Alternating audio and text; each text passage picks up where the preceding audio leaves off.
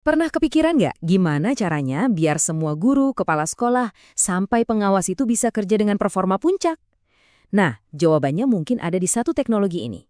Panel datar interaktif atau IFP yang akan kita bedah tuntas hari ini. Oke, jadi apa sih IFT ini sebenarnya? Ini bukan cuma layar gede biasa loh. Anggap aja ini kayak pusat komando untuk kelas, gabungan antara papan tulis, komputer, dan sistem audiovisual. Semuanya jadi satu alat canggih buat belajar dan kolaborasi.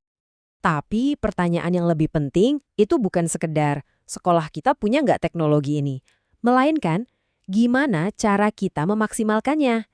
Soalnya punya alat canggih aja ya nggak cukup kalau kita nggak tahu cara pakainya buat ningkatin efisiensi dan efektivitas. Nah, untuk jawab itu, kita bakal lihat dari 3 sudut pandang yang krusial banget. Dari guru di dalam kelas, kepala sekolah yang memimpin, sampai ke pengawas yang mengawasi satu distrik penuh. Yuk kita mulai. Yap, 3 peran inilah yang jadi jantungnya pendidikan. Dan jadi fokus kita sekarang. Oke, kita mulai dari yang paling depan ya, dari ruang kelas. Disinilah guru setiap hari berhadapan langsung sama siswa. Wah, ini perubahannya benar-benar fundamental. Kita geser dari model lama, di mana guru itu satu-satunya sumber info, ke lingkungan yang super kolaboratif, di mana siswa jadi peserta aktif. Ini bukan lagi soal ganti alat, tapi ganti cara mengajar. Jadi, intinya gini, IFP itu lebih dari sekedar papan tulis digital. Buat guru, ini tuh alat super yang bisa bikin pengalaman belajar jadi jauh lebih aktif, lebih nyambung, dan pastinya lebih nempel di kepala siswa. Oke, sekarang kita naik level yuk. Gimana teknologi ini bisa ngubah cara kerja seorang kepala sekolah yang notabene megang kendali satu sekolah penuh? Buat kepala sekolah, IFP ini benar-benar game changer.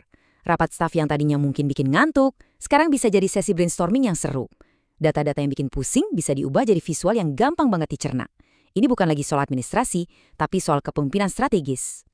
Nah, ini dia nih kuncinya. Bukan cuma punya data, tapi pakai data itu buat memimpin.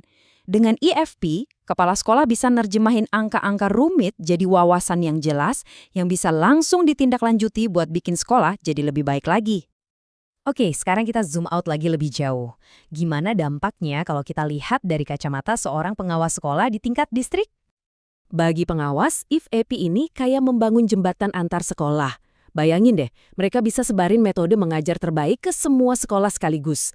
Bisa pantau kinerja bareng-bareng dan kasih dukungan tanpa harus selalu datang langsung. Efisiensinya jelas luar biasa.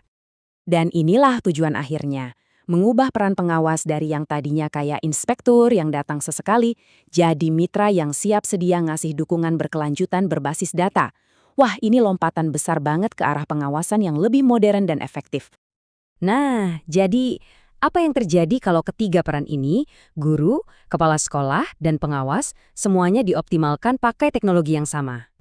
Hasilnya bukan cuma perbaikan di satu titik, tapi sebuah siklus yang saling menguatkan.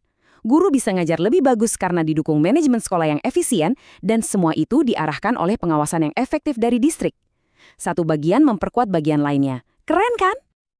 Jadi kesimpulannya, optimalisasi IFP ini bukan melulu soal teknologi canggih, tapi ini soal memberdayakan orang-orang yang jadi tulang punggung pendidikan kita. Nah, ini semua akhirnya membawa kita ke satu pertanyaan besar.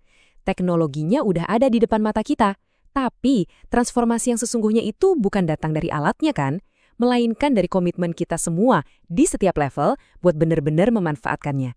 Jadi pertanyaannya sekarang bukan lagi bisa atau enggak, tapi mau atau enggak.